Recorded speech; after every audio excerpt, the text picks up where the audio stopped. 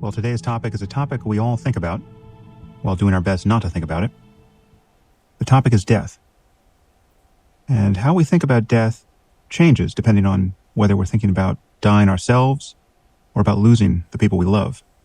But whichever side of the coin we take here, death is really an ever-present reality for us. And it is so whether we're thinking about it or not. It's always announcing itself in the background, on the news, in the stories we hear about the lives of others, in our concerns about our own health, in the attention we pay when crossing the street.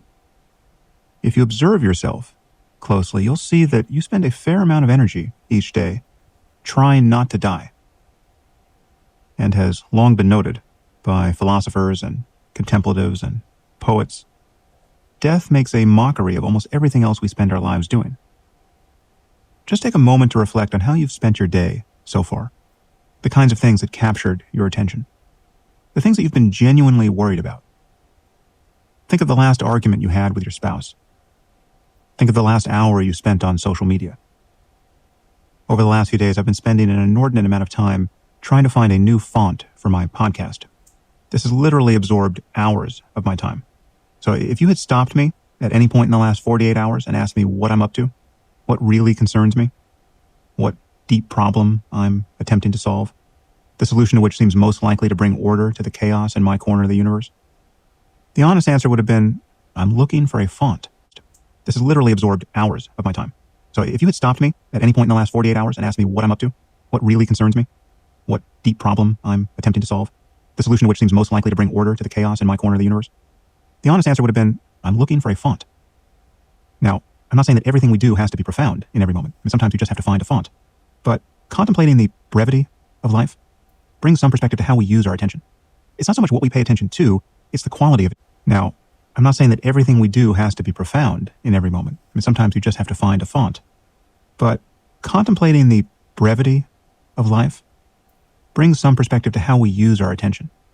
It's not so much what we pay attention to, it's the quality of attention. It's how we feel while doing it. If you need to spend the next hour looking for a font, you might as well enjoy it. Because the truth is, none of us know how much time we have in this life. And taking that fact to heart brings a kind of moral and emotional clarity and energy to the present. Or at least it can. And it can bring a resolve to not suffer over stupid things. I mean, take something like road rage. This is probably the quintessential example of misspent energy. You're behind the wheel of your car, and somebody does something erratic, or they're probably just driving more slowly than you want, and you find yourself getting angry. Now, I would submit to you that that kind of thing is impossible if you're being mindful of the shortness of life. If you're aware that you're going to die, and that the other person is going to die, and that you're both going to lose everyone you love, and you don't know when, you've got this moment of life, this beautiful moment. This moment where your consciousness is bright, where it's not dimmed by morphine in the hospital on your last day among the living. And the sun is out, or it's raining. Both are beautiful. And your spouse is alive, and your children are alive, and you're driving. And you're not in some failed state where civilians are being rounded up and murdered by the thousands. You're just running an errand. And that person in front of you, who you will never meet, whose hopes and sorrows you know nothing about, but which if you could know them, you would recognize are impressively similar to your own, is just driving slow. This is your life, the only one you've got, and you will never get this moment back again.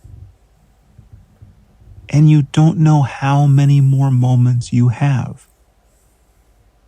No matter how many times you do something, there will come a day when you do it for the last time. You've had 1,000 chances to tell the people closest to you that you love them in a way that they feel it, and in a way that you feel it. And you've missed most of them. And you don't know how many more you're going to get. You've got this next interaction with another human being to make the world a marginally better place. You've got this one opportunity to fall in love with existence. So why not relax and enjoy your life?